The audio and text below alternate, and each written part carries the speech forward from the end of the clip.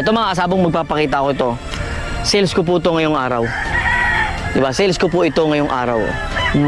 Ito po siguro mga 130,000 mga kasabong. Hindi ko po ito pinakita para ipagyabang. Ipinakita ko po sa inyo para magkaroon tayo ng instant panalo. Ayan, tuturuan ko po kayo kung paano talaga sumugal, no? Sa lahat ng mga gustong for good dito sa Pilipinas, no? Kung ikaw ay may 100% na ipon mula dyan sa pinagtatrabaho mo, tapos gusto mo na agad magnegosyo dito, manok man yan, produkto man yan, o kahit anong plano mo sa buhay, no?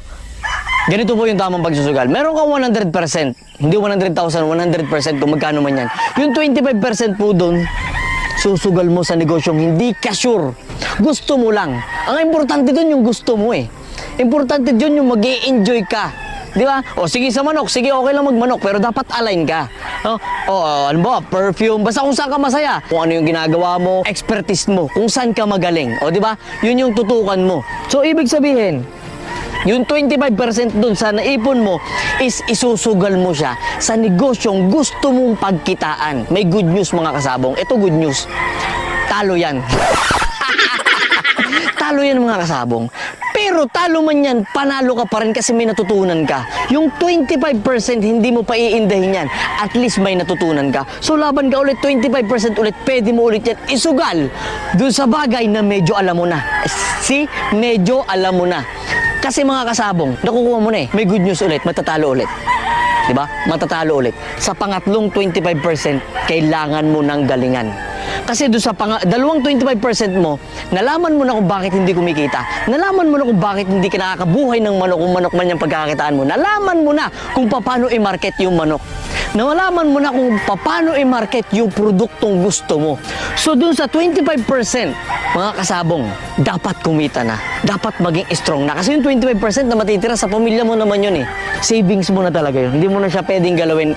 By hook or by crook, hindi mo na siya pwedeng galawin. No? So yun mga kasabong, yun yung tamang pagsusugal. Kaya, naunawaan nyo yung sinasabi ni Sabong Pinas. Pwedeng ang maging resulta mo, yung resulta ni Sabong Pinas. Pero kung nagagalit ka kay Sabong Pinas, hindi mo gusto maging resulta yung naging resulta ni Sabong Pinas. Nag-aalala lang ako ulit, syempre, sa mga taong sumusunod sa akin. Sa mga taong dating sumusunod sa akin, na hanggang ngayon ay sumusunod pa rin. Mga nasa ibang bansa na ayoko maligaw.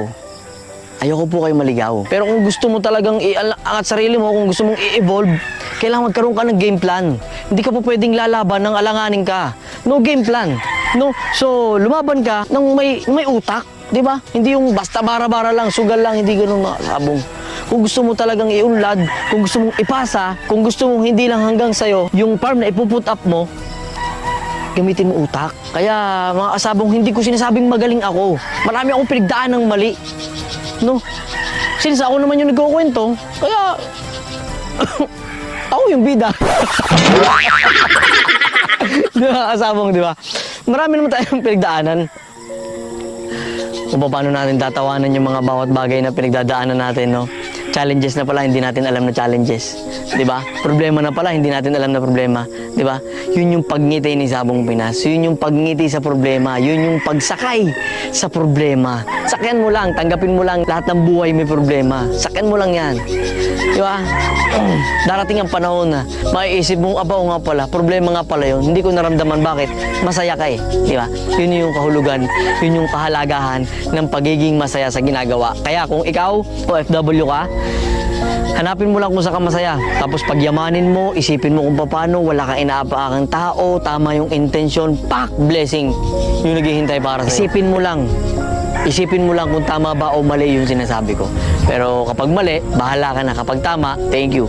No? So yun mga kasabong, para lang malaman ko kung sino tumatapos ng content na to, yan, hashtag game plan. Kailangan may game plan ka para magkaroon ka ng evolution, no? Sa iyong ginagawa. Magkaroon ko ng evolve at ganun ka din.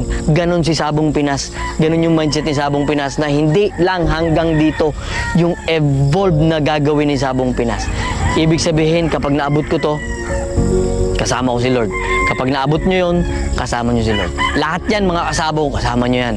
Kaya kung ano man yung gusto mo, basta tama yung patutunguhan, basta alam nyo yung tama yung intention, go lang, tuloy lang. Pero i-manage mo rin yung sarili mo, i-organize mo din yung sarili mo, baka may mga sablay, no? May aayos mo. Ikaw din ang mag-aayos, hindi ibang tao. No, so yung mga kasabong, hashtag game plan. Kailangan may game plan, ha?